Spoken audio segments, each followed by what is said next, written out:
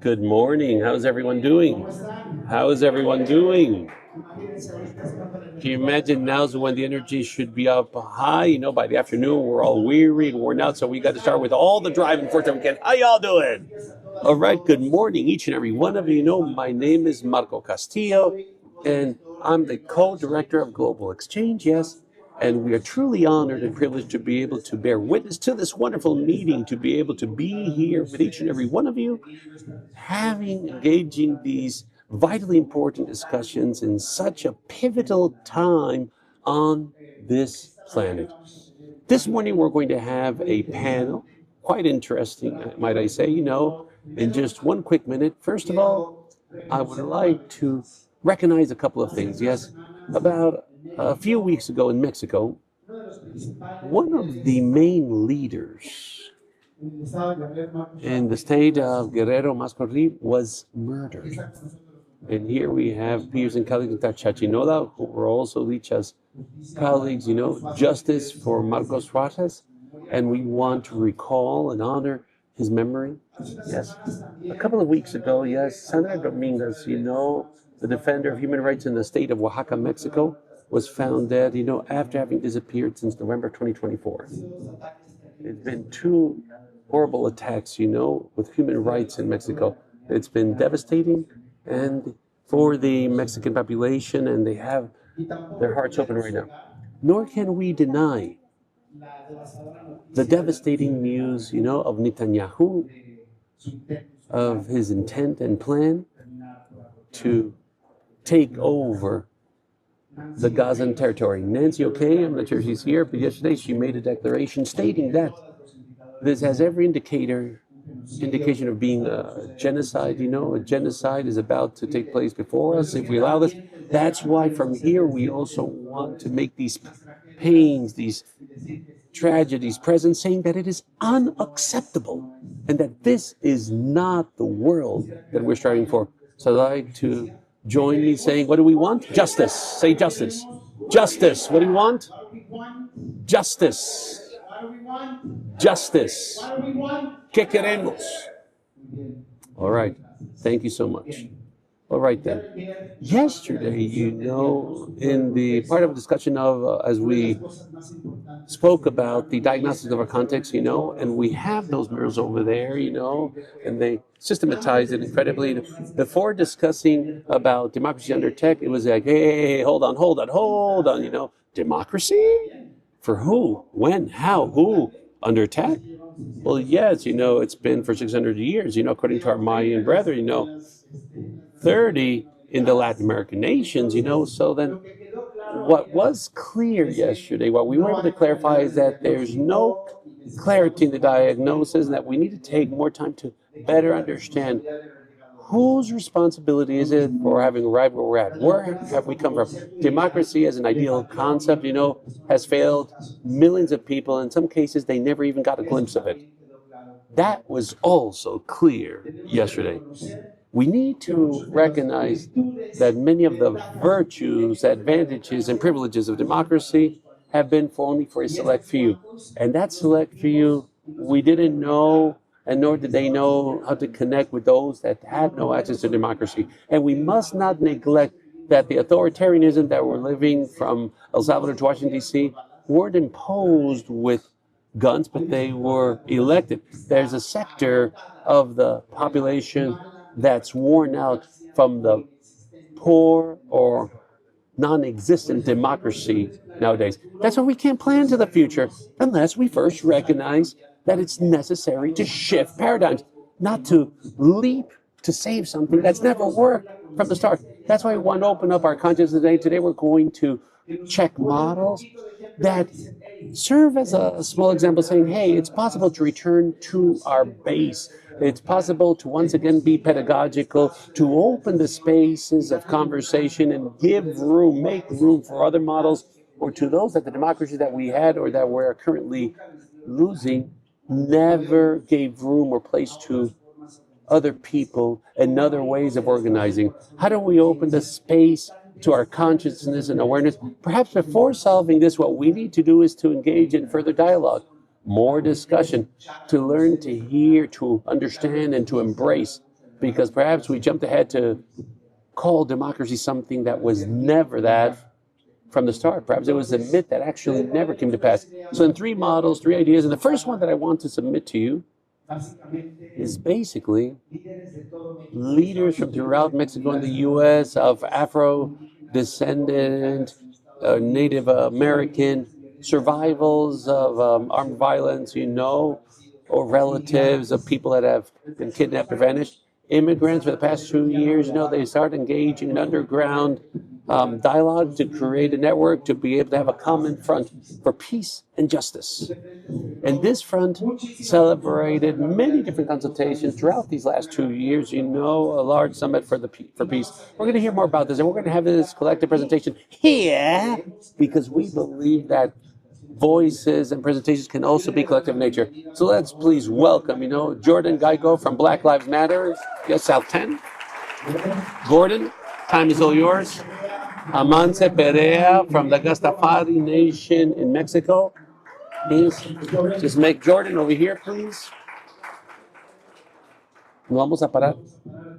We're going to stand up front, okay? And to Akonide Oaks, Mohawk, Executive Director of the Center for Native Americans in New York.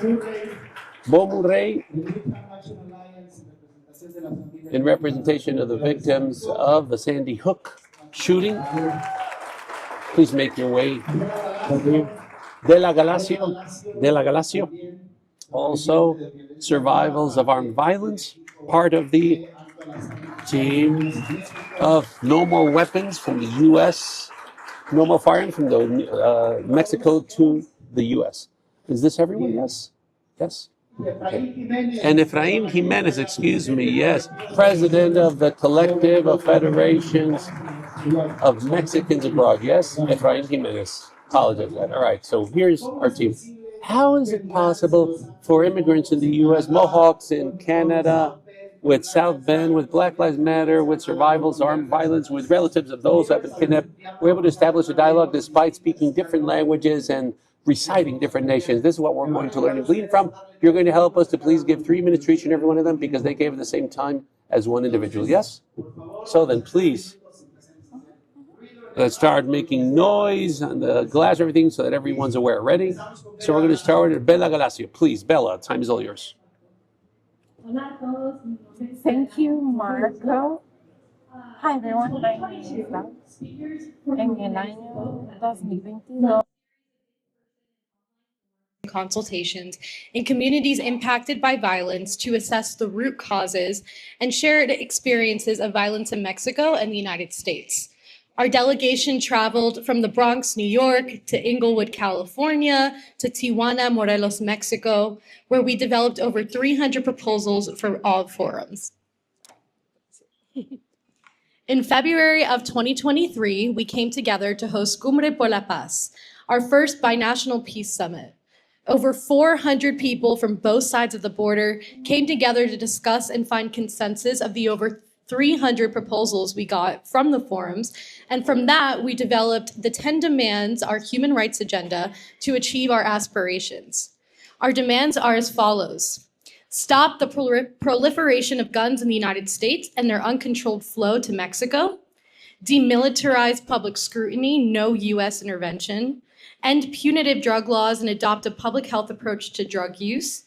The United States and Mexico must launch effective binational policies that place people over profit, creating a binational strategy to search for the disappeared, end racism and discrimination, form a regional group to implement Latin American and Caribbean citizenship and a US immigration reform, create a high-level binational working group to address the causes of hunger, violence, and environmental devastation, establish a binational fund to compensate for environmental losses and damages, introduce legislations in Mexico and the US that recognize and respect the rights of indigenous and native peoples. Since then, we have organized advocacy forums, congressional briefings, introduced legislation in the United States modeled after our agenda, like the Stop Arming Cartels Act, the Armas Act, and the Migrant Resolution. We've worked with families of the disappeared in Mexico to push their demands, understanding that the guns that are used to disappear people in Mexico are US guns. We've provided testimony and support for Supreme Court cases on U.S. guns to Mexico. We've worked on reforms for the immigration system and laws recognizing Indigenous and Black communities in Mexico. And we've hosted advocacy forums for presidential candidates in both the United States and Mexico. Thank you. Muchas gracias, Bela. Un aplauso. No terminé de presentar, por favor, Rana, también le vamos a pedir que se acerque con nosotros de Black Lives Matter Canada también. Y reconocer al equipo técnico y organizadores que están detrás de este ejercicio también. Está Alberto Solís Castro y está Elena Gutiérrez también, que son también fenomenales asesores de todo este proceso, facilitadores. Vamos ahora a escuchar. Les voy a pedir que respondamos a 4 preguntas en 3 minutos.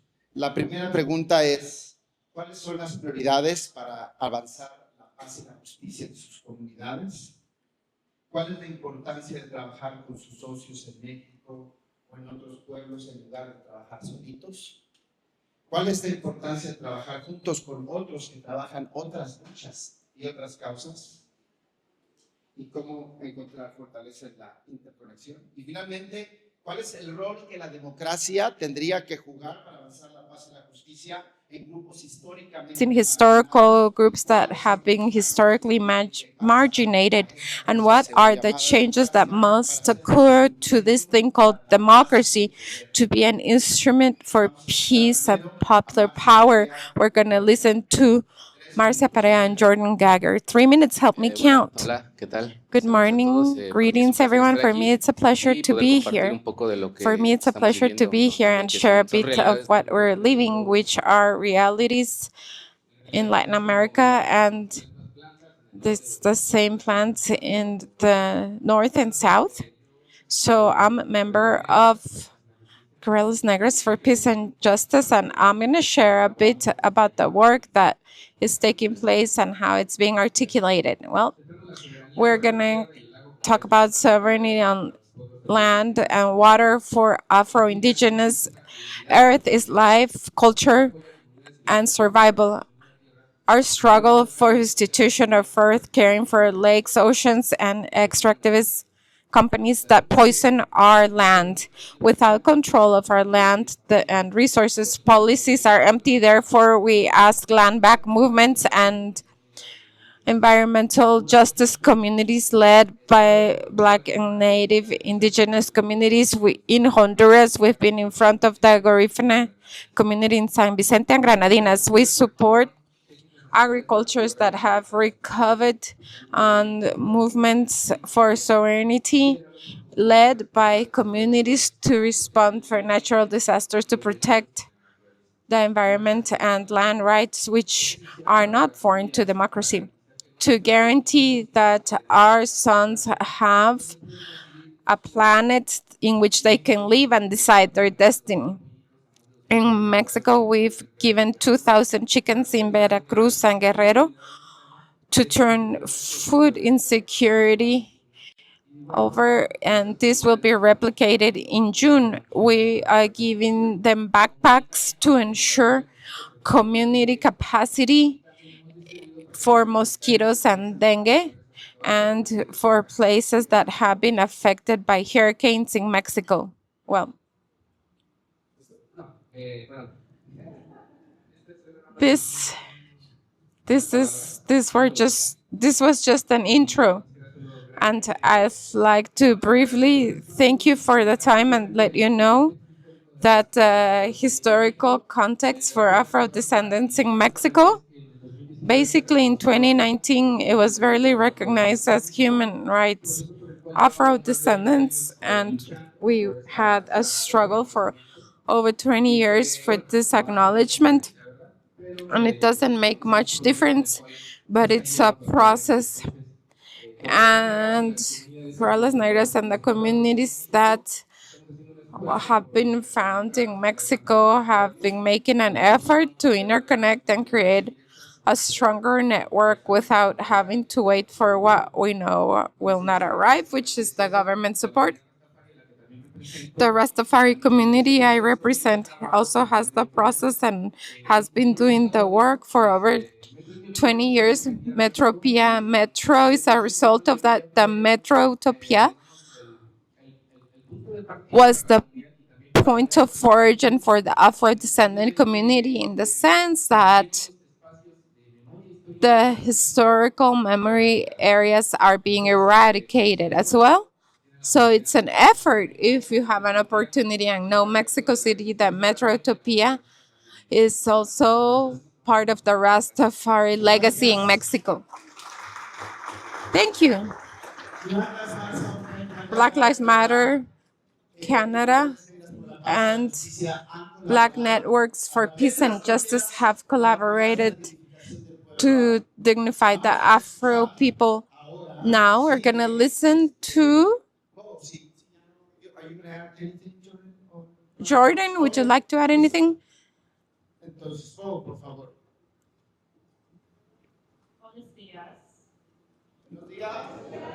Good morning. En el año 2012, mi vecino de 20 años que estaba sufriendo de enfermedad mental utilizó una AR-15 para matar 15 niños. In Sandy Hook Elementary School in Connecticut. The community members were devastated, and we formed the Newtown Action Alliance, a group that we have been leading for 13 years. And for all those years, we have been trying to pass federal gun control laws. I believe it is absolutely crucial for the Newtown Action Alliance to stand shoulder to shoulder with the global society movement to save democracy in the Americas. Because at its core, our collective fight is about far more than just guns. It's about our fundamental right to safety, fairness, justice, and equal opportunity. We are living through a moment when our rights are under attack.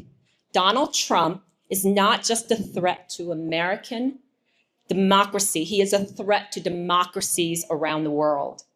Donald Trump is fueled by greed, white supremacy, the lust for unchecked power, and the intentional erosion of truth and justice. His administration has defunded community violence intervention programs and mental health services for students. He has armed domestic extremists, domestic violence abusers, and he is working to dismantle the very institutions that are supposed to protect the people. We've seen what happens when fascism creeps in, when leaders no longer serve the people, but instead serve themselves and the powerful few like Elon Musk. That's why the Newtown Action Alliance refuses to work in a silo. Gun violence is connected to every form of systemic injustice: racism, inequality, voter suppression, gender-based violence, and economic despair. And our guns don't just stay in the United States, as Bella mentioned. They are trafficked across our borders, destabilizing communities in Mexico, Central America, and throughout the Americas. US-made weapons are fueling violence that sends families fleeing for safety, only to be met with cruelty at our own border. We cannot stop gun violence or save lives without defending democracy, because democracy is the mechanism through which we fight for change. And if we lose that, we lose the power to protect our children, our communities, and our futures. Millions of US citizens are protesting Donald Trump and his administration, and we must hit the streets everywhere together to stop the fascists, to end the gun violence crisis in the Americas, not just in Newtown, New York, or DC, but across the globe. And we must rise up together, because if people believe in freedom and human dignity, we will demand it and work together. I urge you to join us and work together to save democracies in the Americas. Thank you. Gracias. Ahora vamos a escuchar a Iacobine Oaks.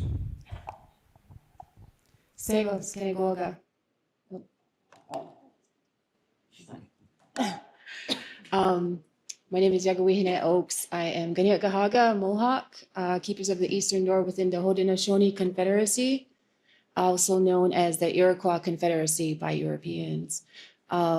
We are structured under a governance for our people that is, the core purpose is peace, and it's called the Gaina Goa, the Great Law of Peace, also known as the Great Good.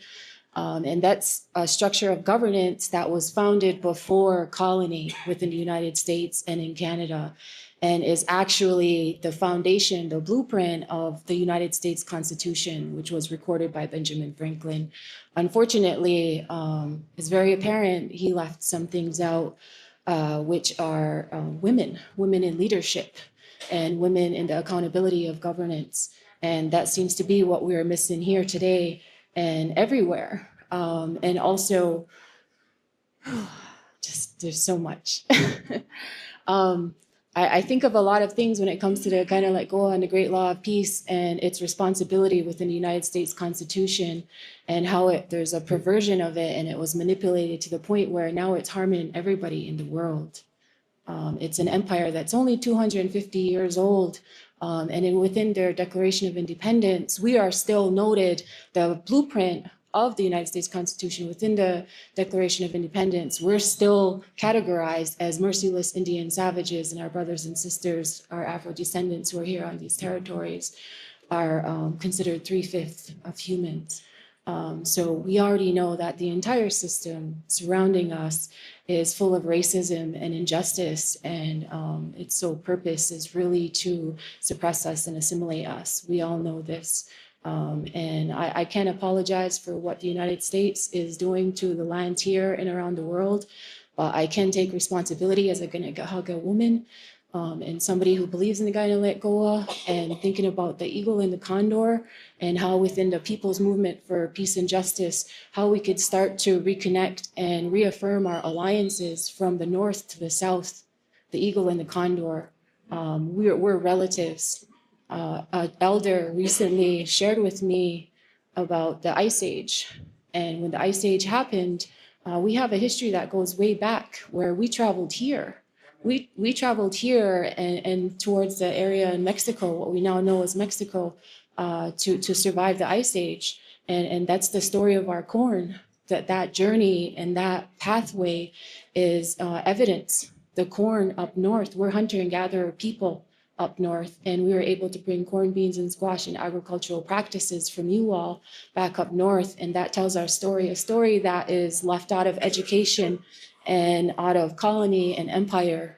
They don't want us to know that. They don't want us to connect. They want to keep us isolated under threat. They want to keep us isolated under just excluding us from traveling, from economies, from all aspects of colony. And I know this to be true as a Native person in the North. And also, I feel like it's time that we start discussing and evaluating and analyzing the Holocaust that has occurred for Indigenous people within the United States as well. In Canada, they've admitted to cultural genocide, but it's more than that. It's a Holocaust. And their empire is trying to do this around the world to Indigenous people. So I just feel like it's time for us to come together. Yamagoa. Gracias.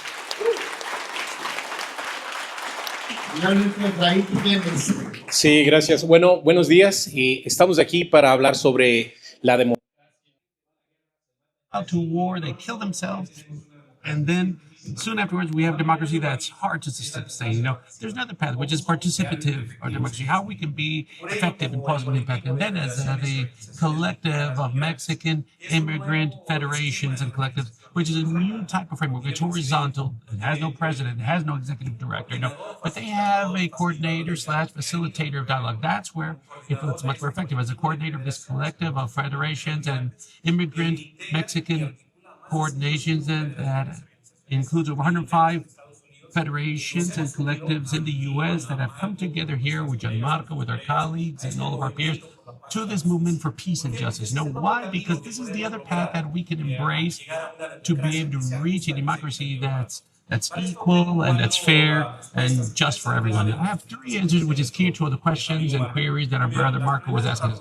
priorities to be able to achieve peace and justice in our communities, they go by acknowledging that migration isn't a problem, but it's an expression of inequality and structural violence and unfairness. That's why we have a priority to detain the criminalization of migrants, grant access to basic rights, justice, education, health, and regardless of their migratory status. Peace is the absence of violence, but to be filled with peace, justice, and rights, meaning that everyone has the opportunity to live with dignity, without poverty, and with access to peace, justice, health, and education, and to respect human rights, and that no one be excluded in the process. To sum up, it's not enough to not have bullets, but we have social justice, inclusion, and life conditions worthy for each and every one. Only then will we have authentic peace that's sustainable. Number 2. To work with allies in the U.S. and Mexico is indispensable because we have shared issues. The causes of migration, such as poverty, corruption, violence, or lack of opportunities are in Mexico. However, the consequences results such as discrimination, labor exploitation, and racism are found in the U.S. And no country can solve this alone. We need binational solutions and political will on both sides of the border. Number 2, we can't speak about peace and justice without addressing other interconnected subjects such as climate change, racism, gender violence, mental health, indigenous rights. Everything is linked and connected. And this interconnectedness, this is our force, this is our strength. Whenever we organize ourselves beyond our differences and we build communities that are resilient and transform. That's why networks, as we do here at Collective, is so enriching. Why? Because it unites voices, it joins efforts with one common purpose. Number 4, and lastly, democracy needs to be the path to be able to achieve peace and justice. But a democracy limited to electoral processes is insufficient. It needs to be participative, with real mechanisms so that citizens can have voice and supervision in elections. It needs to be inclusive, acknowledging indigenous people, women, the migrant community, and other groups that have been historically excluded, just like all my peers and colleagues said before me. And it needs to be transnational in nature, because our lives are already transnational. We live between two nations. We send remittances, we build cultural bridges, we sustain economies, but all too often without political representation nor access to full rights. Finally, to sum up, they say that true democracy needs to be transnational in nature. And that's to acknowledge that rights do not have passports, okay? Making our voices count no matter where we live or where we're at. Thanks very much. Big round of applause. Wonderful. Thank you. All right, then. We don't have to time, this, what you say, this is the future. This is the future. Why do I say the future? Because we cannot be speaking of democratic opportunities or possibilities unless we speak as a collective voice and a whole, unless we engage in discussion of the pending agenda that was never brought to pass. They told us that for one to speak a voice, to speak 20 minutes. We said, no, the voice is collective. Everyone has a voice. Everyone has a say. And this is how we need to build as a collective. Now, just let me understand. Are we going to create a democracy that continues to threaten with slaying our children when they go to school? No. Are we going to support a democracy that asks us an advanced passport to cross borders into lands where we used to live and continue to live? No. Are we going to support a democracy that continues generating Holocaust, indigenous communities? No. Are we going to open a democracy that will forevermore impose white supremacy in good or bad terms? No. No, there can be no option to discuss democracy without all of us, without the people's agenda. We cannot allow nor funders to choose to throw money out without having a discussion process with responsibility with those who are at the other end of those who receive the consequences. We cannot afford to have government democratic institutions without the involvement and engagement of the people. And this is what's happening here before Así que por favor, levantémonos, sumémonos al movimiento de los pueblos por la paz. Desde la pandemia aprendimos que mientras más nos insulaban, mientras más nos aislaban, más fronteras teníamos que romper, y el Zoom ha sido un aliado. Cada 15 días nos reunimos de todas las latitudes para discutir, mientras cada plataforma trabaja de manera autónoma. El futuro es colectivo, es transnacional, es multilingüe, es multicultural, y la democracia deberá ser radical, popular o no será, compañeros. Muchas gracias. Thank you very much. And that's the truth. Ignorados nunca más. Never more ignored. I said Gracias. never more ignored. Thank you very much. Wonderful. Marco for president. Yeah, you got a vote. Listo. All right, ready. Vamos a escuchar We're ahora now going to otra hear experiencia. another experience. Vamos a darle, por favor, la bienvenida a Philip Lindsay. Philip Lindsay, please. Let's welcome Philip Voy a Lindsay. presentarlo. I'm going to have the pleasure of introducing him.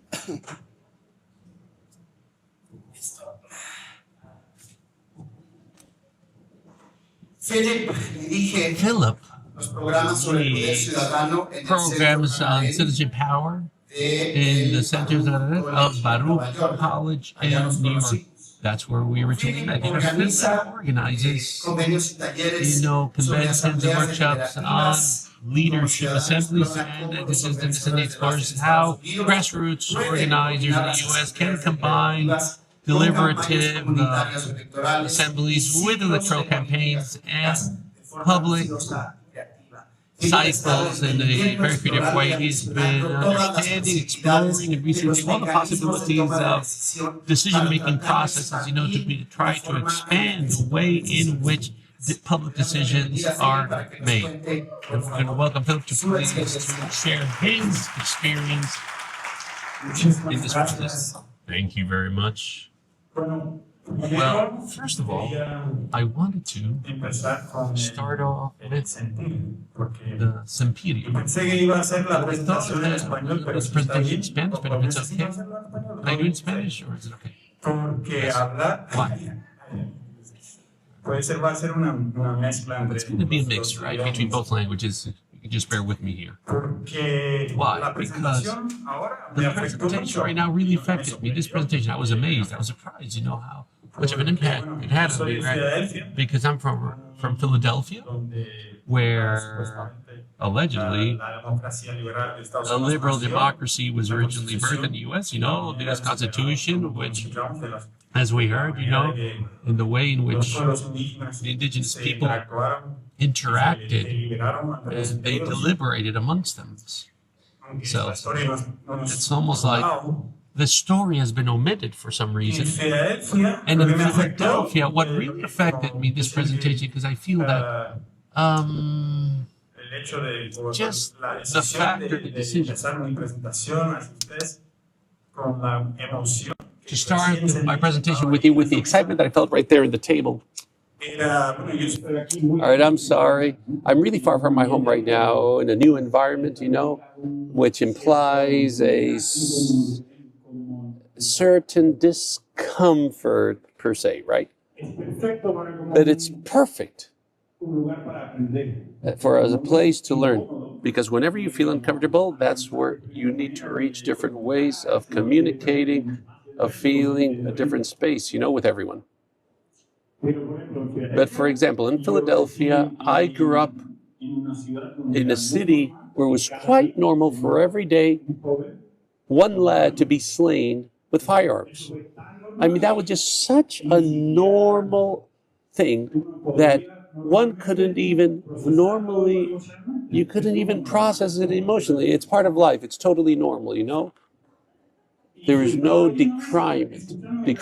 And hearing this presentation right there at the table, seated, hearing our peers, it shocked me. It struck me hard, and I started even weeping. I'm processing an emotion that normally, that I'm not even reflecting or thinking on these things, And why do I share this experience, this recent experience right there, far from the nation, I feel that whenever I speak on liberation or participatory processes, what the most important takeaway, the most important piece for someone that's always been interested in education and training is that participatory processes, deliberative processes that truly has the power to bring about change and shifts in the world.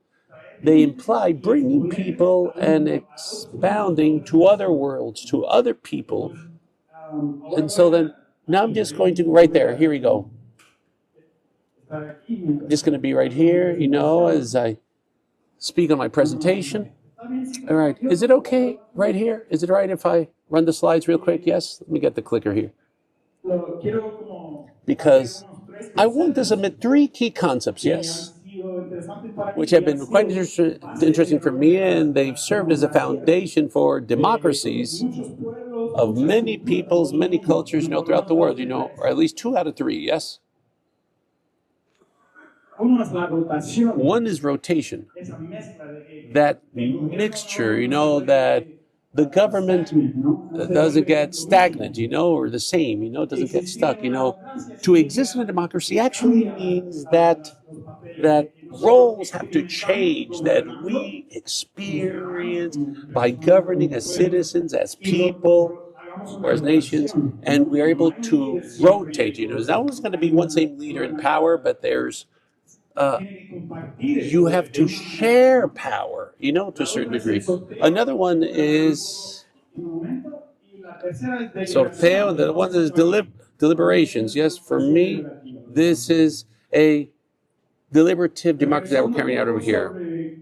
Now, going back to my own questions, I have more questions actually, and yes, we're in the talk shop, but I have more questions in the presentation actually in the talk shop. And I'm from Philadelphia, as I stated before, yes, and I was formed, my strongest political experience was within a movement which it was the student syndicate, and in this experience, what it was, we're talking about leaders from every public school, and as organizers, they brought us together and they taught us, how power exists in the States and everything. I was 16, 17 years old, so the student union, and as I shared the story, I was weeping in a new environment, and this different context was about sharing power and to learn, to glean with a group, with leaders from every school in Philadelphia. And if you know a little bit about life or in geography in the U.S., it's very divided, racially speaking, economically speaking, one school in one neighborhood that's totally black, another neighborhood totally white, that's also impoverished. Another school that's a mixture, very wealthy, totally disconnected from all the other public school sectors. And so then this process over here of being within a student union that's mixed, it really took a toll. It affected me because outside the classroom, I don't recall so much about high school, but this experience of being with so many students from many different sectors, understanding the system that united us, mainly a system based on to be able to have money for schools, to raise funds for schools. It's very important to understand, one of the most important bases of equality is how we can fund. ¿Cómo fundamos las escuelas públicas? ¿Cómo hacemos para fundarlas? Public schools, they use the money from the neighborhood, especially, property money. If, for example, if you're born in a community with properties that aren't that valuable, your school is always asking for funds, And then on a few blocks away where you have a community with lots of wealthy people, your public school is going to be top notch, of course, So then our campaign here, the campaign, which was a deliberative campaign, which for me, it's a wonderful example of deliberative democracy. The union had us rotate. We started rotating, we saw other schools, how were the walls in my school? What about the walls in the school in the other neighboring community? And we started forming a campaign based on that institution, that law, that rule, on how we fund, cómo financiamos escuelas públicas. Now, recently, thanks to this campaign, not just because of the union, but because of many different elements in the state of Philadelphia, we were able to say that it's completely unconstitutional for public education systems to operate this way entirely. Now here comes the politics out. We're going to shift out. We're going to change it. But we decided in Pennsylvania something really interesting, in the U.S., this shift, this revelation. So this experience in Philadelphia impacted me to such a degree that, the rest of my life, I've been striving and searching for this experience, how we can unite with different people, individuals, races, economic classes, to bring about true change. And so then I arrived. I've been residing in New York, for the last 6 years. And studying, well, I left another job in public health, and I started to find a teaching opportunity to be able to share this type of experience with many young people. I started to look and to research on democratic schools. And therein, I learned concerning a case in Bolivia in which they decided, instead of having a student government based on elections, let's do it as raffles and rotations. And there, if we can please go on to the next one, please, and the following slide as well. And that's where I learned, okay, honestly, whenever we talk about deliberative democracy or European democracy, because Europeans also, they didn't even know what a democracy was in olden days, because olden democracy was employed through raffles, and they were completely against elections. So something that's been really interesting here is how, or what I'm trying to submit or convey, is that there are certain tools that aren't even, well, I could say it's not in my imagination as a gringo, that actually exist. So then, now, since I work in a political center where we're striving to educate and train people and bring experiences worldwide on varied processes and different tools and mechanisms, so we're really learning and gleaning from gleaning from history. But I would like to submit these 3 items that need to be a part of our imaginations during moments of crisis, and to build new things along the way. Every person that works here, that there are very few key moments in which we feel that we can actually bring about change systematically in things, social movements, they keep on advancing, moving forward, with coalitions and this and that, but there's certain things that we can control, So then the idea that I'm wanting to the takeaway from my presentation, that there are certain tools, from my perspective, that aren't there on the scale level. You can't see this over here because I know it's too far, right? So I know you can't really see this, but the idea is the use of a raffle, the use of rotations and elections, or the use of certifications. These are different ways of making decisions. And in our democratic imaginations, we're all ready to think on an election process, or in the case of liberal democracies. And this kind of like entails lack of imagination or brainwashing, per se. Next slide. So there are several cases, 2 minutes, okay. There are several cases in which we've been able to combine the use of raffles with scale processes as a referendum to be able to change constitutions and policies. Yes, next one. I don't want to dive deep into it, but I do want to cover one, however.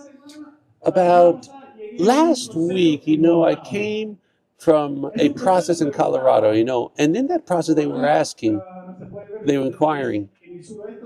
It's in the southeast of the U.S., and it's so important even today, indigenous cultures there, and they have a very strong political and cultural presence.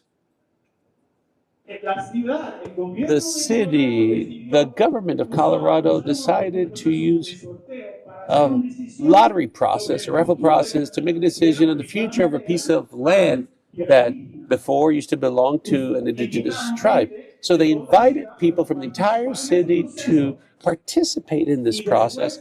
And afterward, 20 individuals chosen randomly, they made recommendations to the government of how they should proceed with that land.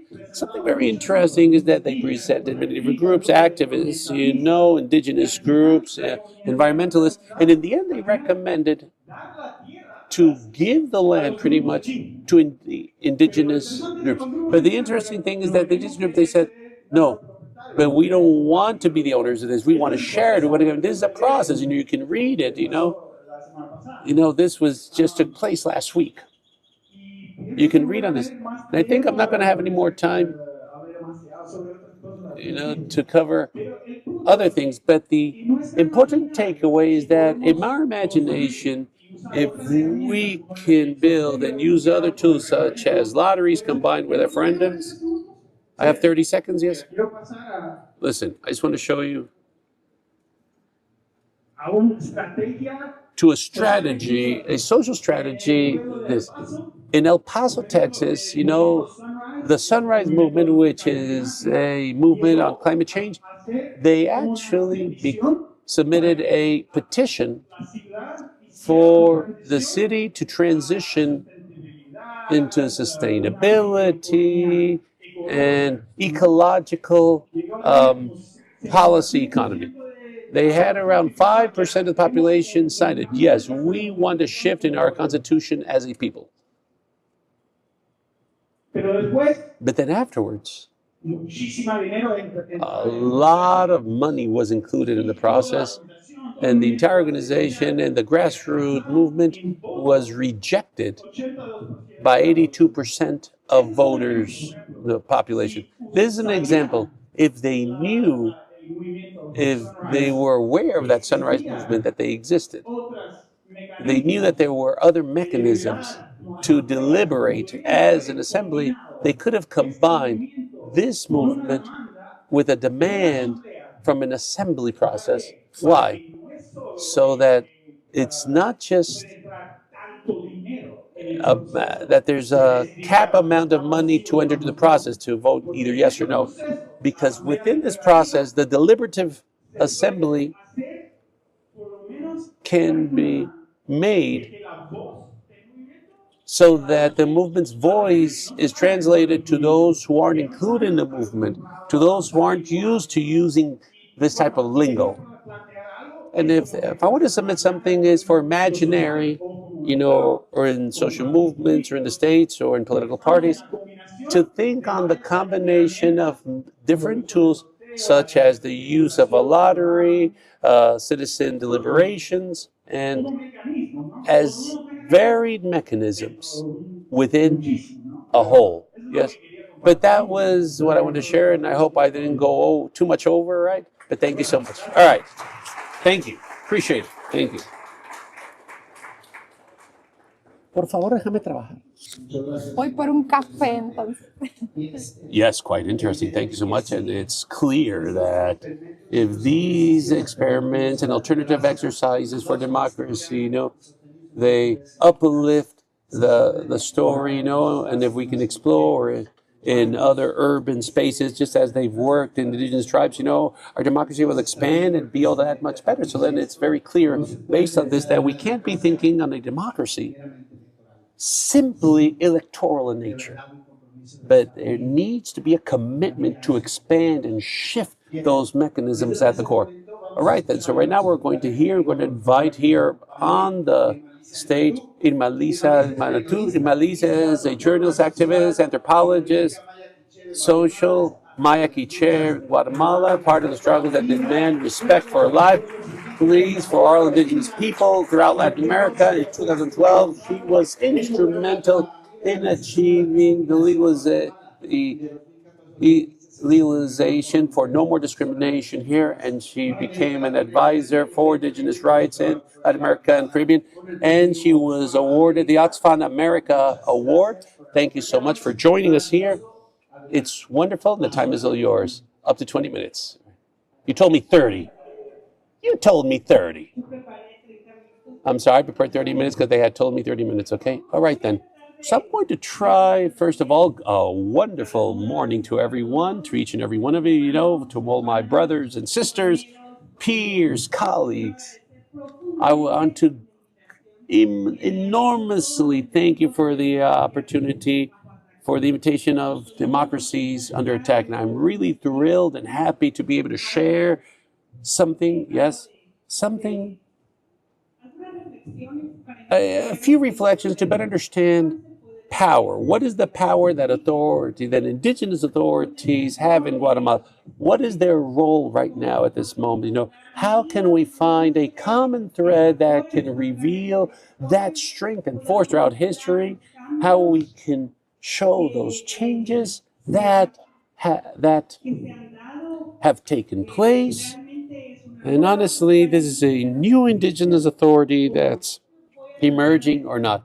Is it? I've tried to do this, and I'm going to try to make the connection that I want. This is a work on expressions of political development of the indigenous peoples. It was developed in Guatemala, but it's applied in any other territory where indigenous tribes exist.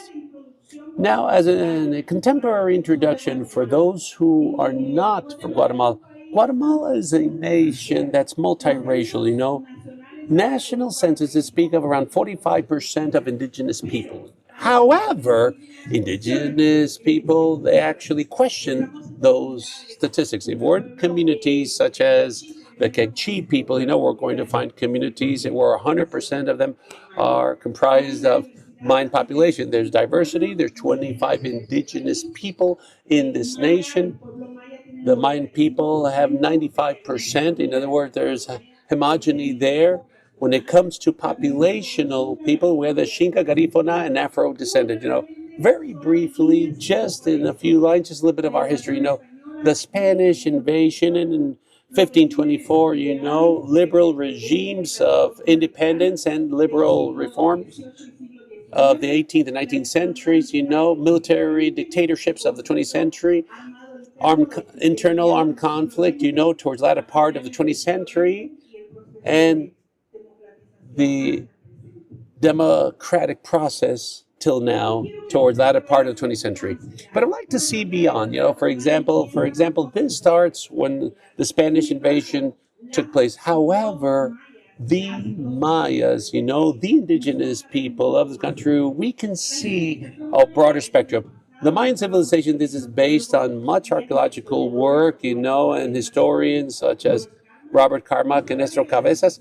They speak that the Mayan civilization has three main stages: the pre-classic, the classic, and the post-classic stages. Each and every one of these stages has their own subdivisions, and the territorial area that they occupied was from southern Mexico, which would be the Yucatan area, Chiapas, Tabasco, Guatemala, Belize, Honduras, and El Salvador, okay?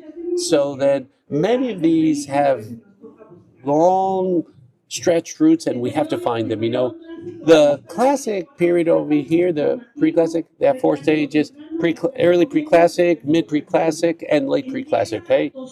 It starts 2,000 years prior to the birth of Jesus Christ, okay? We're talking about Mayan people 2,000 years prior to the birth of Christ. And the invasion, how long has that been? In other words, there's an enormous difference, y'all. We have enormous historic time frames that we need to explore. And in the classic, we have three key periods, each one very interesting, but we can't stop right there. The early classic, the late classic, and the terminal classic. And the following slide, please. And this, we have the post-classic period. The post-classic only has two main stages, two main eras. And this is where we're going to take a little bit more time, because we're going to link this with everything that is to follow. The early pre-classic starts at year 900, reaching year 1250. And this is really important. Why? Because because this is kind of like the stage of the Spanish invasion.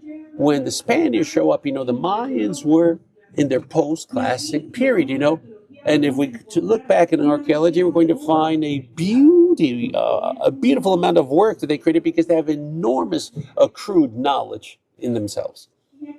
And here, two places, they're all important, but there's two key places which are pivotal when we work on the late post-classic period, the region of central Mexican, the Mexicas, and the Quiche kingdom, which is in what we now know as Guatemala. The Mexicas were the first to face the Spanish invasion, and then they start trickling down, and they reach what is now known as Guatemala. And in Guatemala, those who face up to them was the Quiche people. The Quiche people, those are the ones who stand up to them, and chronicles narrate not one simple battle like we learned in school, but of months and months of nonstop battles of resistance. Just imagine how hard it is to keep a war going, to be able to envision what they must have been able to build back in the day. And here we see that the Quiche people had already started since the 8th century to find their expansion. And towards the start of the 15th century, they already had a homogeny in everything known as the high plains of Guatemala. Their capital was Sumarca. Is anyone here from Quiche? Yes, we have our sister over there who made the invocation. I believe that there's a couple of others as well. So that Comarca is a region for those of us who are of Quiche origin. That is where our navel is located. It's our genesis. It's our essence. This is where the battle, the struggle, and the birth of our mothers and our fathers, of our elders and our foremothers.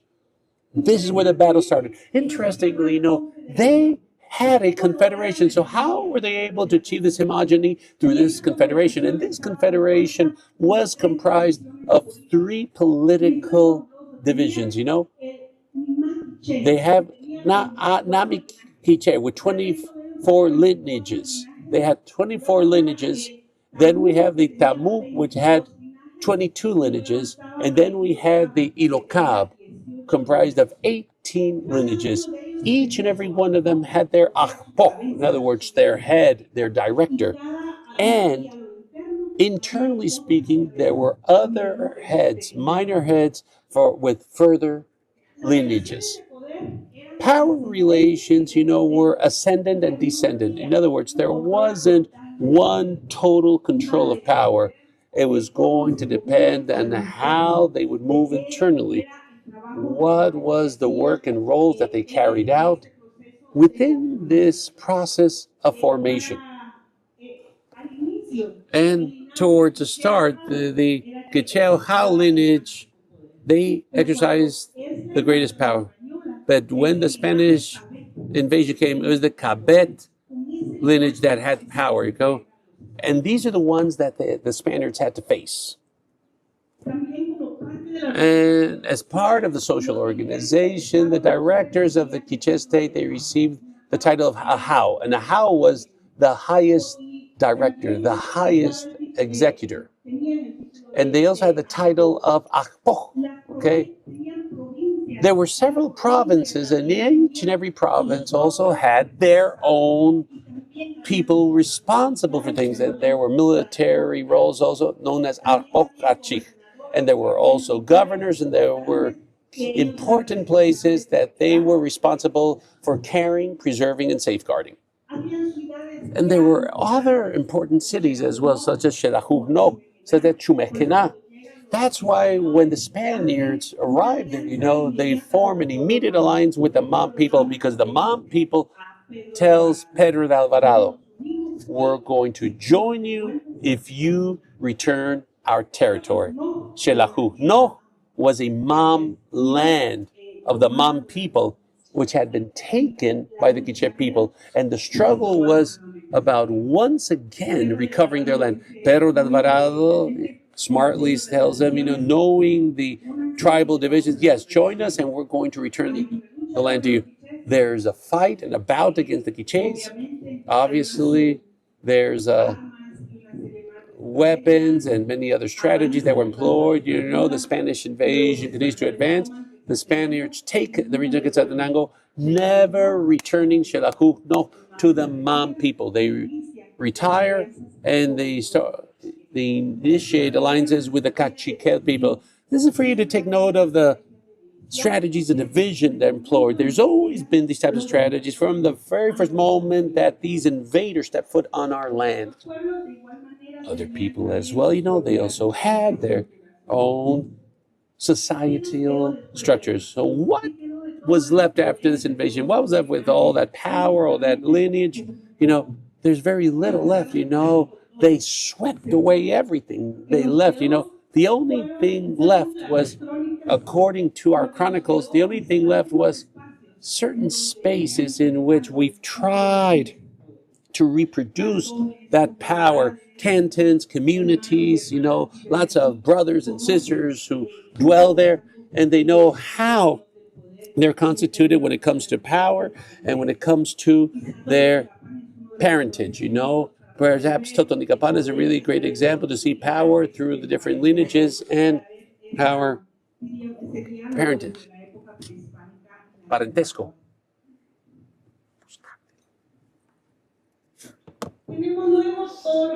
Then we have everything known as colonial and republican policies, yes.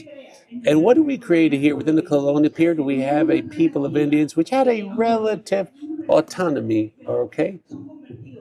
But they're converted. Kin. This great civilization in this region, then the liberal policies come to make us poor, and they actually turn us into slaves, you know.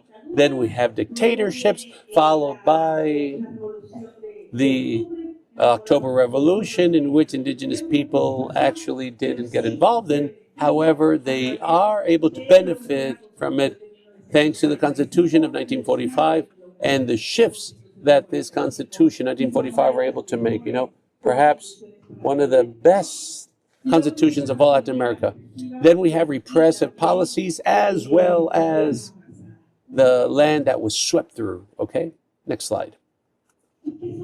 And what is able to survive? You know, a system of charges in certain, which are civic, community, religious titles, certain indigenous townships, you know, and others that become political powers as well, covered with a religious Catholic power.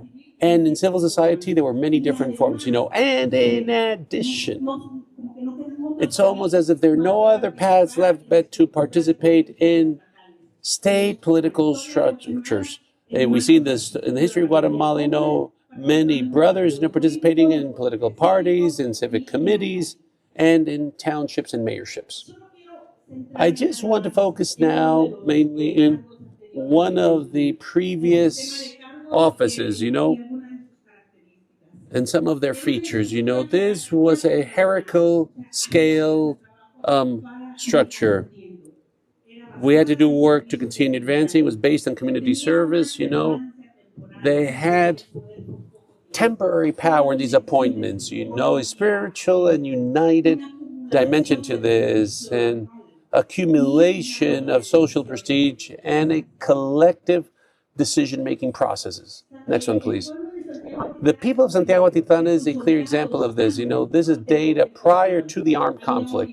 For example, there is a level of deputies and cofrades of main leaders and the Mayan mayor, which was separate from the elected mayor by vote. This system was impacted with the internal armed conflict, genocide as well, you know.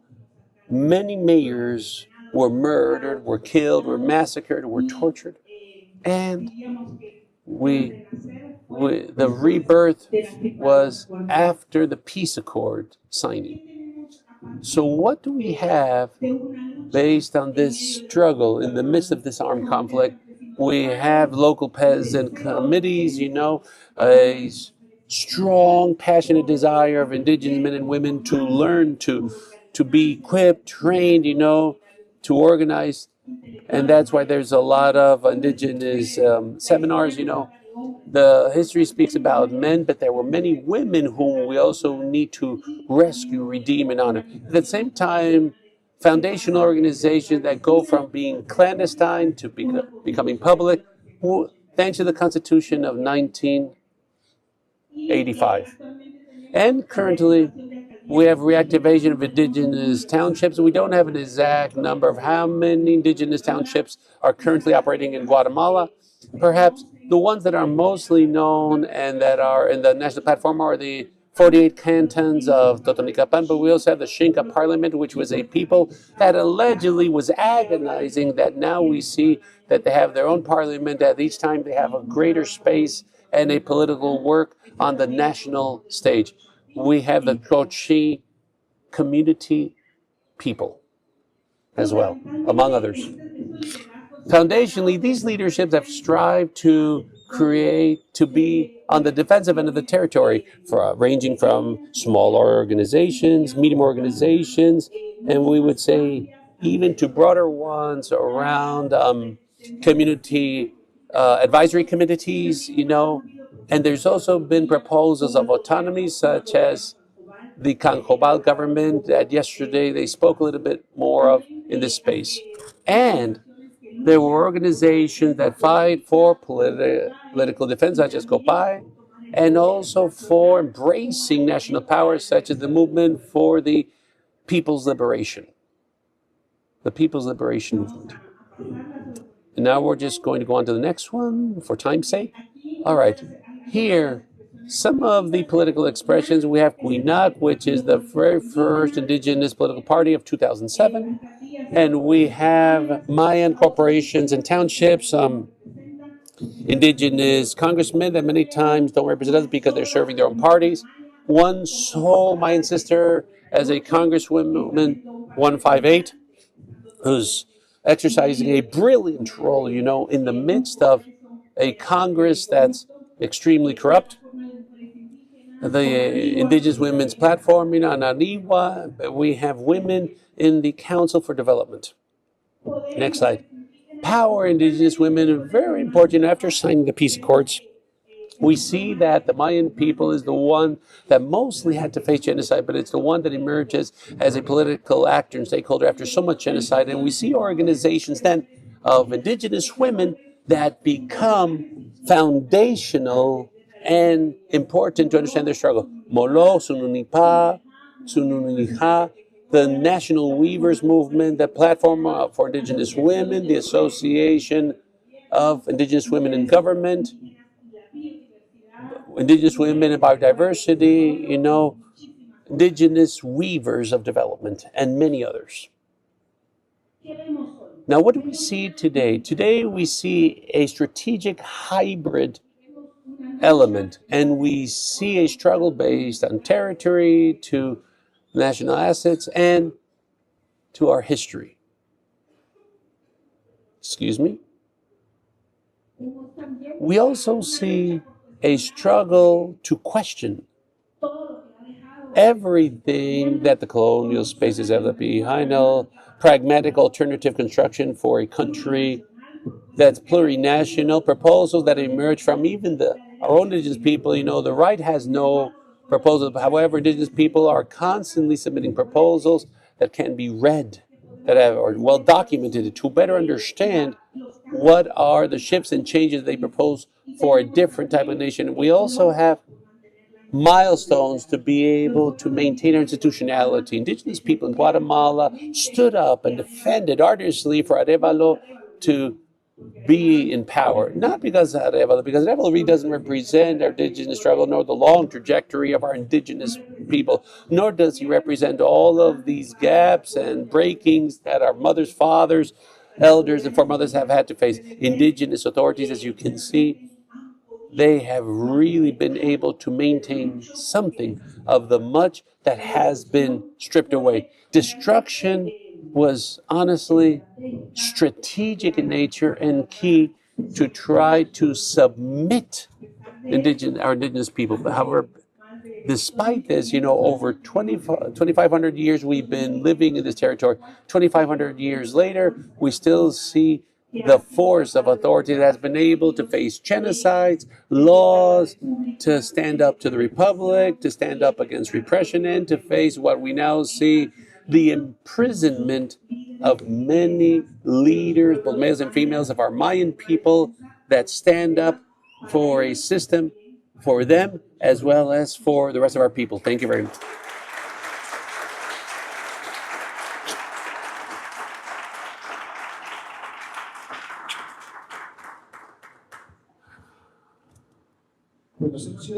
Well, we've been doing this quickly because we want to open time for questions and answers.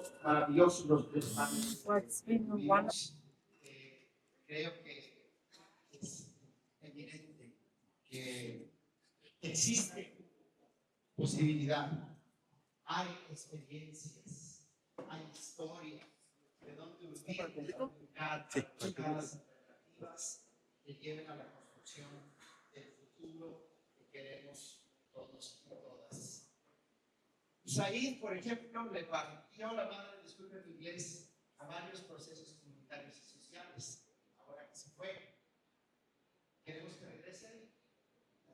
Processes in struggle. Do we want them back? That's the expression. Trump is a genocide and assassin. Do we want Obama back? That's what migrants would say.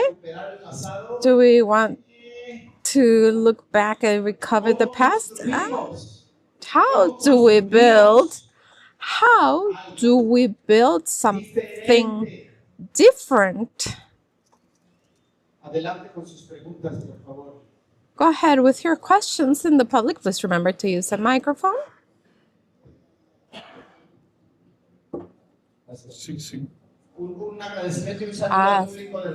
Thank you to Movimiento and transmission team. We are in the Encrucijada program. Whoever would like to watch it, share it with friends and family. Greetings. My question's for you. Yesterday, my friend from Uruguay, Raúl Sivecki, proposed a trend towards autonomy of territories from the shape and state of policies culturally and socially have excluded different communities. My concrete question is, do you believe that there would be a trend in medium and short, long term of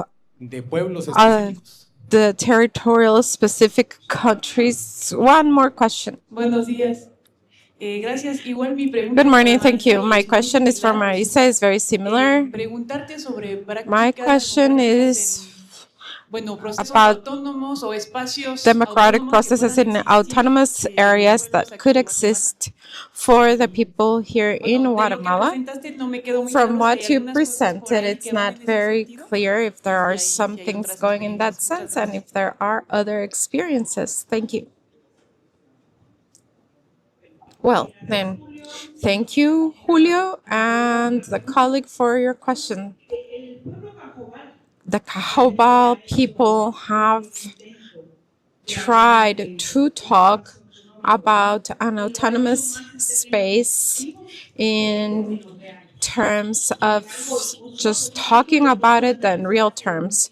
The political cost has been really high. Rigoberto has been in prison at several times, and the other leaders of the Cajobal people for speaking out, pushing and trying to materialize this struggle. So Guatemala has one of the elite groups that are the most bleedy ones compared to Colombia, and will difficultly hardly allow these processes. There are some areas, I think, at a community level, there are some small autonomies that are not necessarily called autonomies, but they do exist, and at some levels of freedom to be able to organize and survive.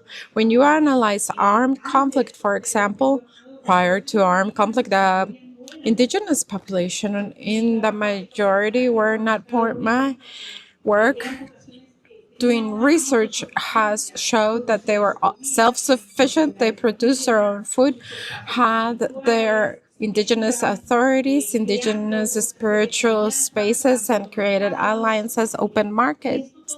And this was deleted by the armed conflict and leaves them in poverty. The poverty of indigenous people needs to be read in the framework of what the genocide left behind. The autonomy, I believe, that sooner than later it'll be back in discussion with a lot of strength. And that's going to be because I believe that's the only pathway to have a defense of the few territories that are left. Yesterday, the professor and colleague Sivechi said that in Brazil, how many Guatemalas fit there? 50. In Bolivia, 6 Guatemalas. We're a very small territory. The last we have left is what's in the hands of the indigenous population.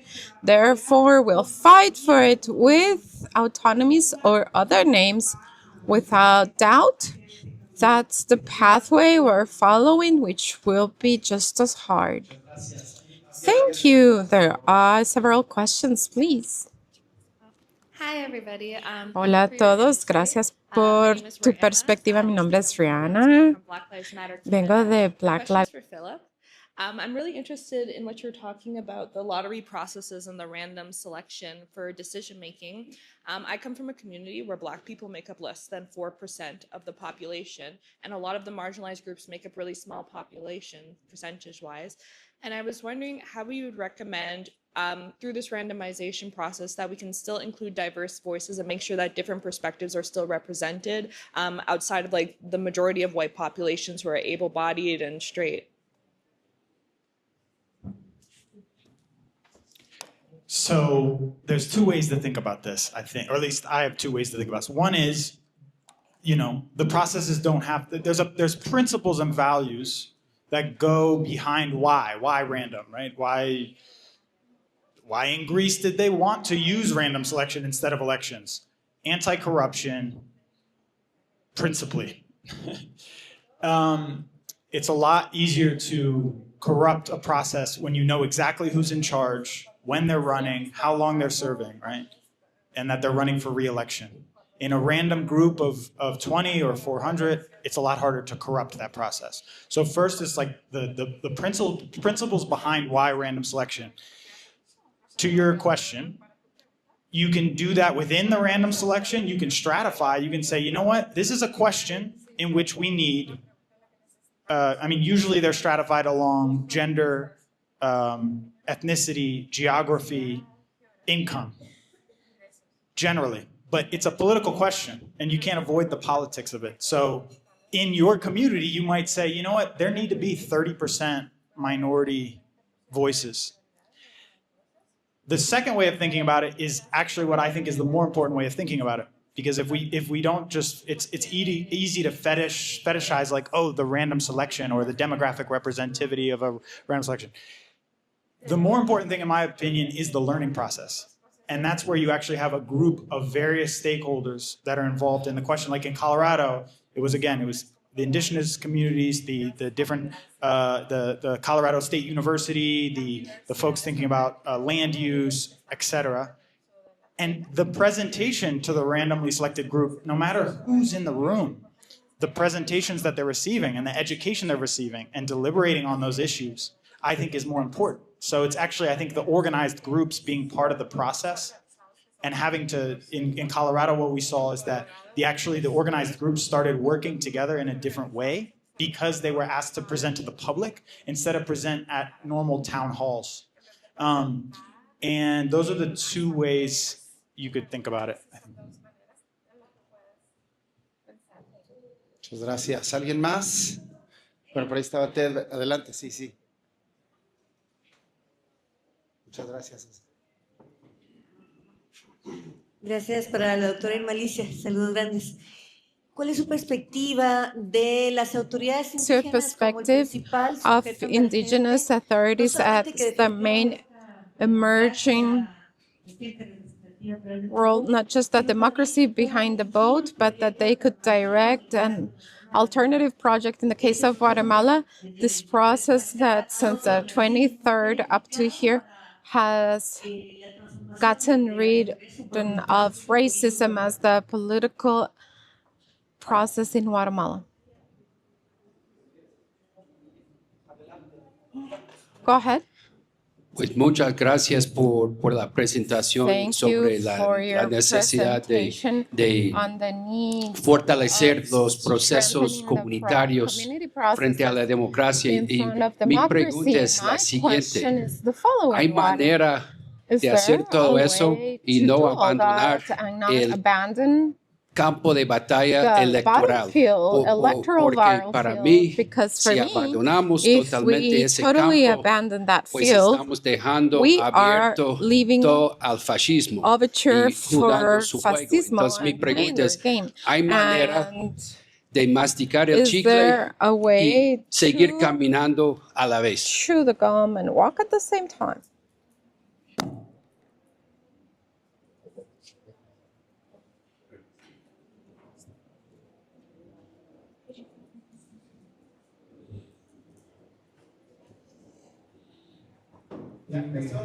Well then, good morning. Irma Alicia, nice to meet you. Greetings. I began to read about you in Cedro al Paraíso, in the community of Nuevo Paraíso. And my question is about the conflict with our peoples. There is a research. Is there a research that has taken into account this and take accountability? And I worked in a community that was working with a water source, Quiche and Mam, with the two people that shared the water origin, the water source. And we saw the conflict that there was between the two people's towns. And we didn't understand what was going on. It's important to highlight this because people don't know their history until they repeat it. And it's used a lot to divide us. We'd like to know if there is an existing research about how this division could occur again. And is there a research about what the colleague mentioned, how the indigenous peoples or the townships, because there are deputy municipality roles that are elected by the communities, that could be a mechanism to unify, to break down the law of the Board of Development, which is controlled by the government, to continue with the shape and status of the territories. Is there an option that could be a solution or new structure that could give us strength and organization?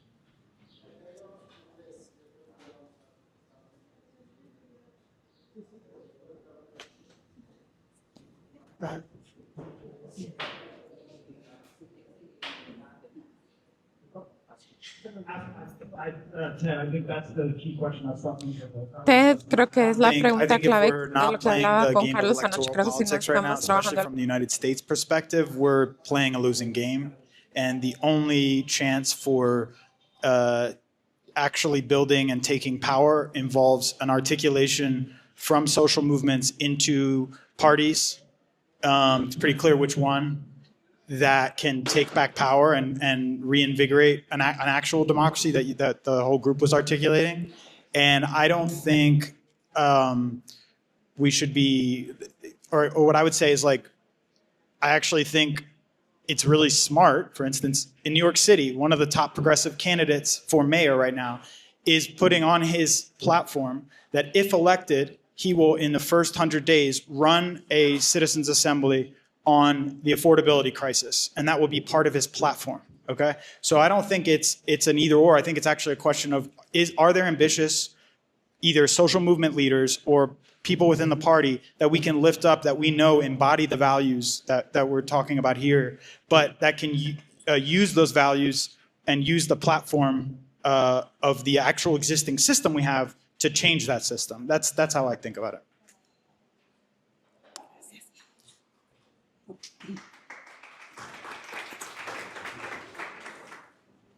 Well, answering what you've proposed, well,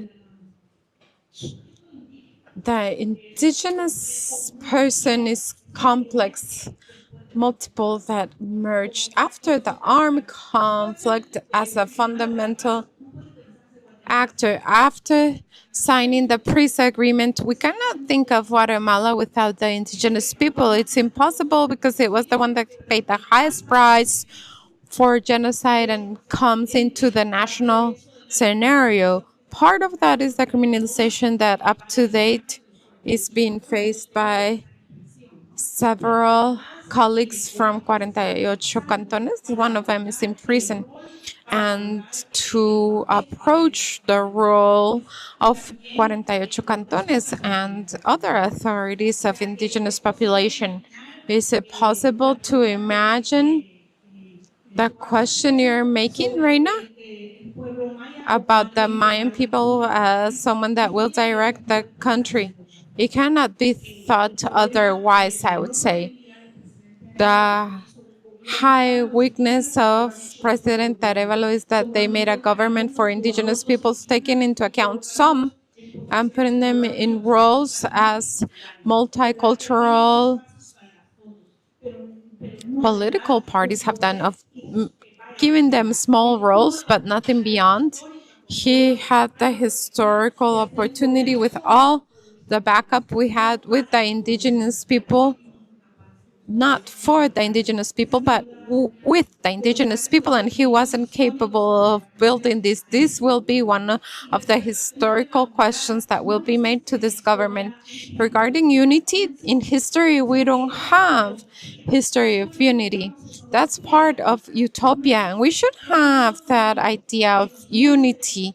There's not a single moment that shows that all the peoples have been united, and it does not apply just for indigenous people, but for all the social collective groups, for all the people groups, whether indigenous or not. And there are moments in which a possibility explodes of creating strategic alliances, and these historical moments should be used and taken to move forward with the struggle and create strategic alliances. I believe that's what we've got left with regarding the indigenous people.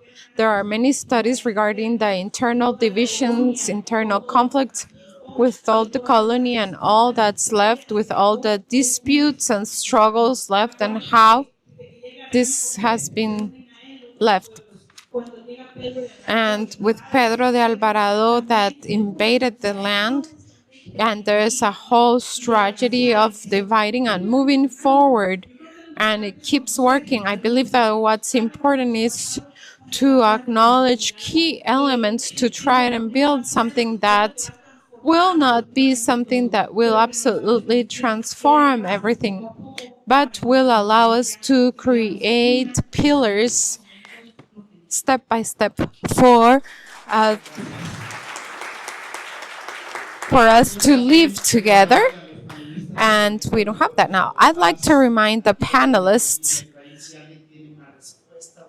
if you have a response or opinion regarding this, we can't all be up here because of our weight, but you can participate as well. So please feel free to share your opinions.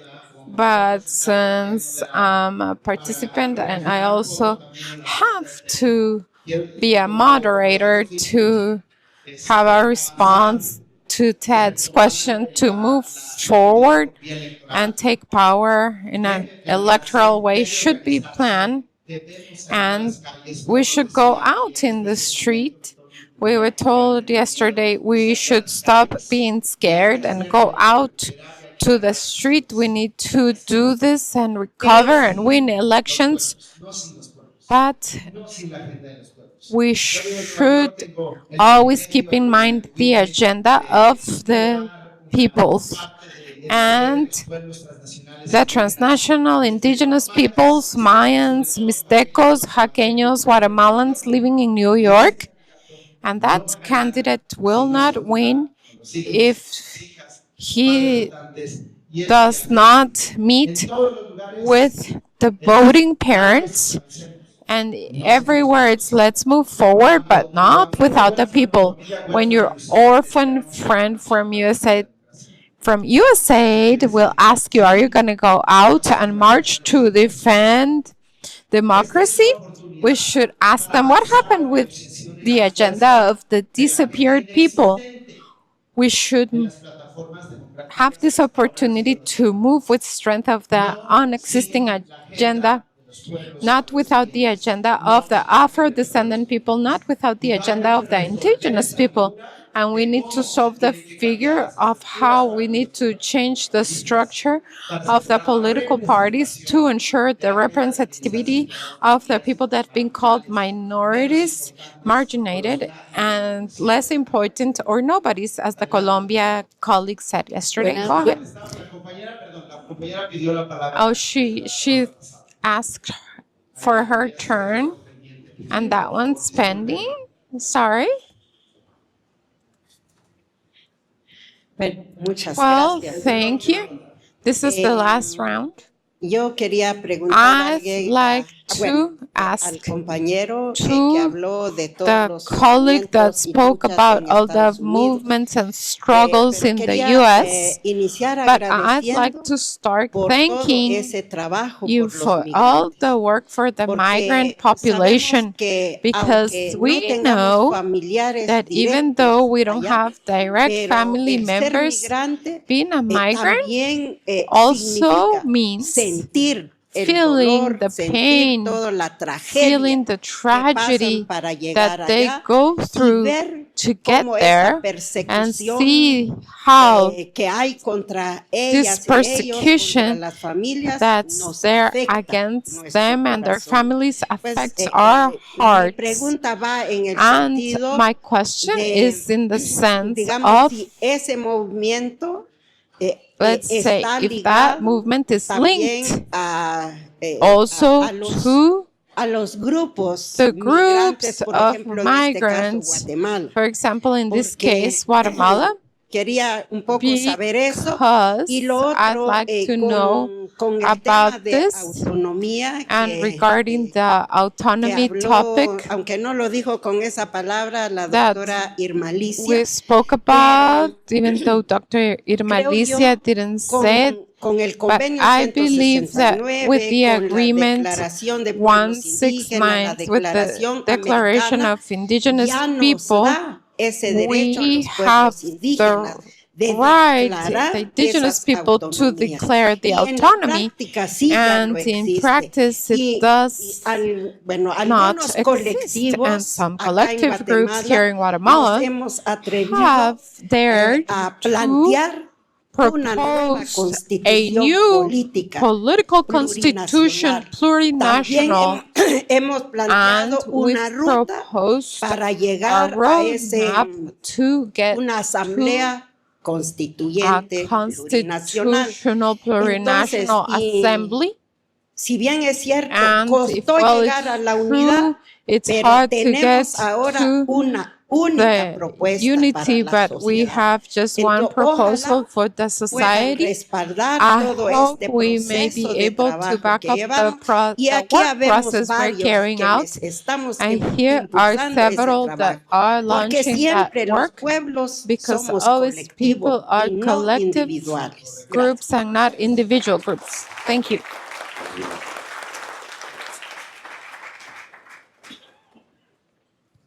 Bueno, muchas gracias. Well, thank you, Linda Ramirez. abordando lo que I'd hizo like Ana Rosalina, to ¿verdad? Porque continue justamente estamos en ese approaching what proceso de Ana una Rosalina mentioned Guatemala because we're in a plurinacional. process of a Estamos en una plurinational alianza y Guatemala. hemos We're in an juntado alliance and las we've diferentes propuestas que gathered hay the different desde los proposals there campesinos, are desde from the las campesinas, farmers, desde los male pueblos and female, indígenas and y ahora indigenous desde las people mujeres que and tenemos una the propuesta women's porque esto group that hay que have a cambiarlo. proposal, Entonces, because en we ese sentido, must preguntarle a la change doctora this. Nimatú, In this sense, ask ¿qué Dr. piensa ella de un Nimatu, Estado plurinacional? what do you think about a ¿Verdad? Y cómo plurinational lo vemos a state, futuro. and La how democracia do está you bajo see ataque this y in the ayer future? en el The grupo democracy is under en el que estuve, attack.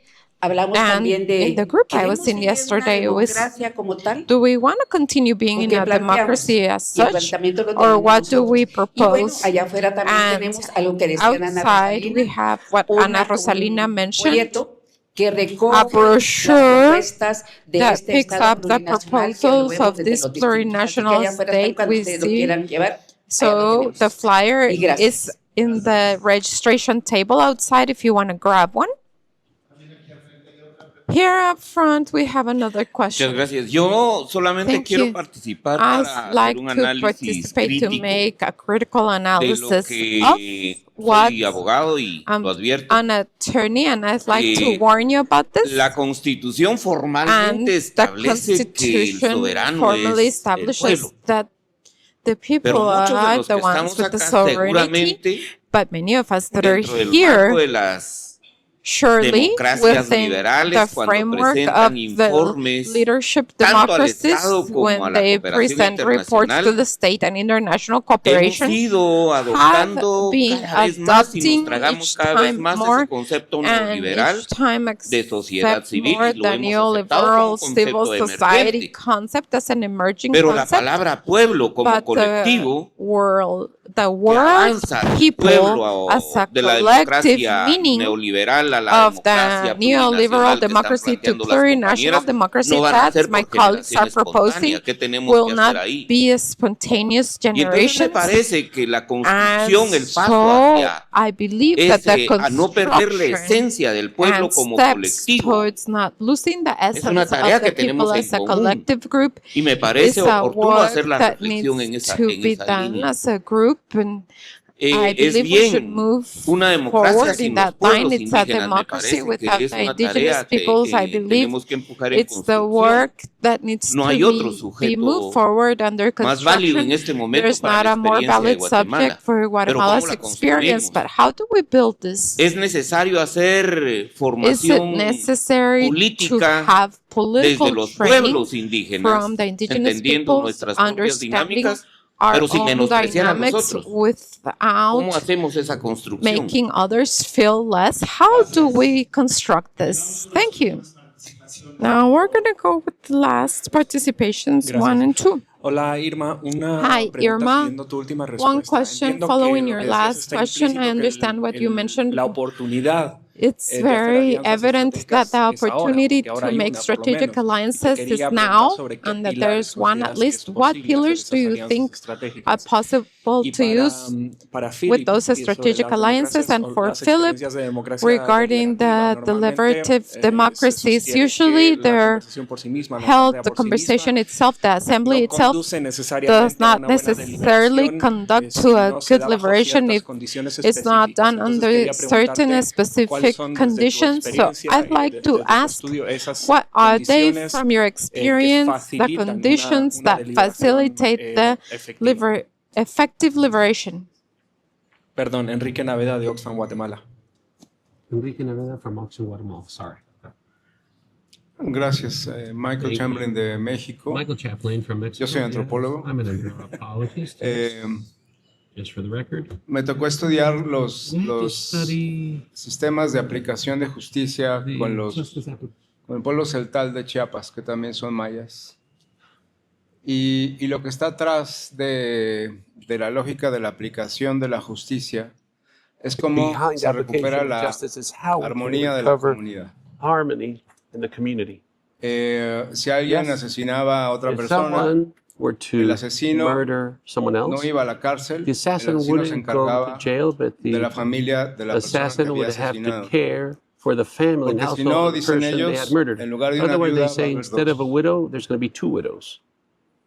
Entonces la preocupación de la aplicación de la justicia era recuperar la armonía. Concern of the application of justice had to do Me parece with relevante traer a restoring harmony. colación el I think it's ejemplo porque a lo relevant to be mejor able to nos share this pasa lo example mismo con la because idea de the same thing democracia. happens with the idea behind democracy. Y tenemos que pensar And we democracia need para to qué, think on democracy ¿A quién for le what sirve? purpose? Who para qué will nos sirve. it serve? You know, what's the purpose of it? Desde mucho tiempo se ha dicho que la For quite democracia some en time, América we said Latina that es una democracy in Latin democracia de America baja is a intensidad. democracy, a low intensity Y ahora esa democracy. democracia que And casi now no this es democracy democracia that's poliarquía, almost no longer democracy, but decía a Robert polyarchy, Dahl, ¿no?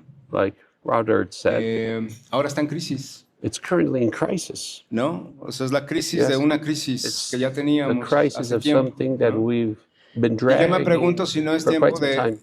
And so that I'm asking myself, cuestionar is not the time los to principios de esa question democracia. the principles Y si lo que toca hoy behind that no es democracy. más bien, And if what más we que have buscar today el is poder, more than es just finding cambiar. power, it's about changing Y that si esa es power la agenda structure. que tenemos And como if sociedad that's the civil. agenda that we Me have as a preocupan las society, elecciones, I'm concerned about with the elections as well. porque Why? pues es Because una tentación. it's a temptation, Y clearly. por lo menos en México And ya at vimos el least in surgimiento Mexico, de we've seen the un nuevo reemergence partido of a new party que terminó siendo igual o that peor. ended up being the same or even worse. Entonces, si no cuestionamos So la then, manera en que unless we ejercemos question el the poder, way that we tomamos exercise decisiones, power, the way we make abrimos a la decisions, the participación, way we open me channels parece of que participation, vamos a seguir I repitiendo believe el they're mismo going to esquema. continue repeating the same Vamos a seguir scheme. subiendo We're going to gente continue a que tenga el raising poder para que haga lo que people se le to antoje, power to do their no own para hacer beck respetar, por and ejemplo, la will, Constitución. and no Yo longer trabajo to en respect the derechos Constitution. humanos y I siempre se ha work dicho que in el human rights. I've único always said that régimen donde the los only derechos humanos son regime in which posibles es la human rights are democracia. possible is in Siempre a y cuando la democracy, as democracia long as that democracy considere though, los mínimos, deems que es el respeto a la dignidad de cada the persona. minimum, which Y is la the democracia respect es un for the sistema de dignity of gobierno each and every individual que person. distribuye Democracy is a system equitativamente of el poder governance that político, distributes equally económico the y political, social. social, and economic No es powers. un método the de same. elección de autoridades. It's not a Eso es lo method mínimo, for ¿no?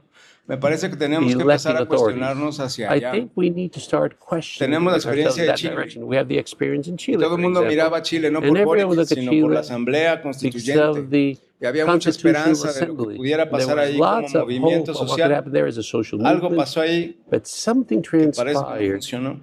A lo that mejor podemos seems to aprender de have las not lecciones de worked. Chile. Perhaps we can Pero sí me glean parece que from the lessons of los Chile, but nuevos I do believe that the constituyentes new que podrían constituents ser nuestro that could actually horizonte become a new pudiera horizon llevarnos a could cuestionarnos take cómo se us to ejerce el question poder how y para power qué se should be ejerce el exercised poder. and No, why yo that creo que power should be ese es exercised. el So then, reto que tenemos. that's the challenge that lies before us, I feel. All right. So then, these are general questions. Okay, one more question here. There you go. Oh, a remark. Yes, absolutely. Please. Oh, it's a response. A response to the question that was previously asked. Maria Rosalina, did she leave? Is she here? Yes, it was in response to the question that the collective of Mexican migrant federations, if we included the Guatemalan migrants or other communities. Actually, no, we're currently organized, as Mexican organizations and federations. It's a new organizational scheme that doesn't exist in the world. They're without precedents, in which we have a scheme that's completely horizontal. It's not the traditional vertical with a president or executive director. And what we're striving here is to avoid cautisms, to join voices and hear everyone in a collective, just so that we have the left for PAN, the PRI, and political parties in Mexico, that also lead political movements. We're trying to avoid autocracy, and we're striving for votes of Mexicans abroad. And with this vote, we've decided to push to have political representation. So that in 2021, we were able to win in the electoral tribunal, and we have over 21 congressmen that came in. Then we had to struggle with political parties because we took back spaces that they had. And now in these new elections in 2023, that we went down to 6 congressmen and 1 senator of an indigenous, a migrant senator. And now new, because we've grown to a disproportionate level as far as people are represented in the U.S. About 2 weeks ago, we were accompanied from the movement of peace and justice in Mexico. We created a forum in the Senate of the Republic. And another meeting one day before, in the Chamber of Congress, we're in the highest levels of negotiation right now, thanks to the unity of voices and efforts, privileging constructive dialogue and exchange. And we're pushing. Debate normally is a very romantic word, that we have to debate ideas. Yes, but debate promotes that you're okay and I'm bad, and vice versa. We're promoting constructive dialogue that debates collaboration and not competition. It's a new organizational scheme that I'm going to share later on in the group, of what Colefom is and how it's structured, how it's framed, and how we've been able to move forward in the last 7 years. Thank you very much. Thank you very much. Let's hear the responses right now from the doctor. And just allow me to just supplement what Frank says. Yes, Colefom works with indigenous communities, but in the people's movements, through that, Mexican migration connect with Central American migration, and there's a space in that platform, in the migration platform, the group of migrants from the Central, South, North America making decisions jointly. And so the people movement is binational. These are peoples from Mexico and from the U.S., overcoming linguistic, cultural, and territorial differences to be able to engage in ongoing conversations, striving to drive and encourage one another. Yes? All right, there's a wonderful example that history has shown us, in the last couple of years. And there's the participation of Doña Telma Cabrera in the search for the presidency of Guatemala. Doña Telma Cabrera, against every possible survey imagined, she was in fourth position, indigenous woman who's never had a series of relative privileges as some other women have had, She didn't go to school. Her school is just primary. She never went to college, but with such clarity in thinking, based on her experience of coming, living, organizing, and submitting grassroots proposals. She actually garnished 10% of the vote, scaring the Guatemalan elite and the right, as well as organizations that see indigenous with certain fear, because they assume that within the indigenous people, they manage that myth that they're going to come down the mountain to take vengeance of all the harm that was made throughout history in our nation. But also because there's a strong level of racism that assumes that indigenous people aren't able or capable to direct any state or any space of power. There are many different factors here, but Ms. Telma Cabrera, in the history of Guatemala, she is leaving that enormous and powerful leader that was filled with boldness and arrived in the Guatemala City and made everyone shake. I'm not sure if there's going to be another one. We're still unaware. We're going to see what happened today. The indigenous organizations are making them shake. Indigenous mayors and indigenous authorities are causing them to shake in their boots. That's why they've imprisoned 2 of our brethren of the 48 cantons. In other words, the indigenous actor, the indigenous subjects, that multiple subject is the one that's instilling them with so much fear. And I believe that this is foundational, whether or not I support a plurinational Guatemala. Of course I do. I work in raising grassroots. I work with my colleague over here in raising grassroots organizations. And we see the dire need that there is to continue working and striving at a grassroots level with our brothers and our sisters, to continue exchanging ideas and to continue equipping ourselves mutually and find these alternate paths of political democracy. Ever since they signed the peace accords, right to this moment, we find an enormous amount of proposals emerging from indigenous people according to the time frame and according to our current experiences. There's enormous wealth and riches that we can work on right there. Enrique asked me what can be some of those proposals to think on a discussions, but also on negotiations of a diverse nature. Indigenous people have always worked debating, discussing, internally working. This is nothing new for them, to glean, to learn. We see this permanent, and we see this, how they lose so much. And after colonization, they find ways to survive with certain elements of authority. But I'd like to mention some elements which are foundational nature. The left has got to learn that indigenous people play a vital role, that we can no longer talking about vanguard. This is part of history. But indigenous people, males, the men, indigenous people, they need to learn that women also have a voice and they have their own authority and their own proposals, effective proposals.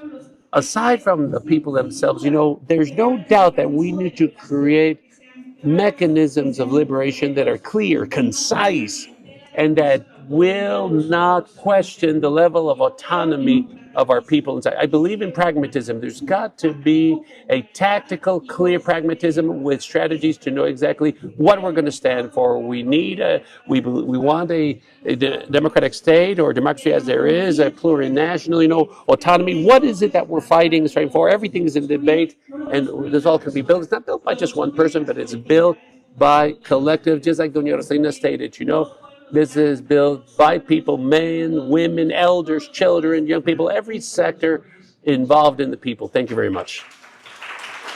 They all build it together. Big round of applause for this historic panel of possibilities and how to take a look at what is very obvious. We've gone over time, what are 8 people. And now me just to provide just 3 quickly exit lines, 3 lines, 3 routes. Okay, number one, from the People's Movement for Peace and Justice, we are going to convene together with autonomous ideas from Guatemala to New York to see how we can underpin dialogues and exchanges, alternative and autonomous experiences to strengthen the construction of a front with a stronger voice within the regional concert. In Mexico, we're looking at the possibility of providing continuity to this encounter with one more to be able to discuss the possibility of the future from citizen alliances for peace and justice. Yes, so that you're soon going to be able to hear another opportunity to enrich this dialogue in Mexico as well. And number 3, from the movement, the People Movement for Peace and Justice, there's a commitment to take the voice of the people's present here in this whole to impact within the political process of the U.S.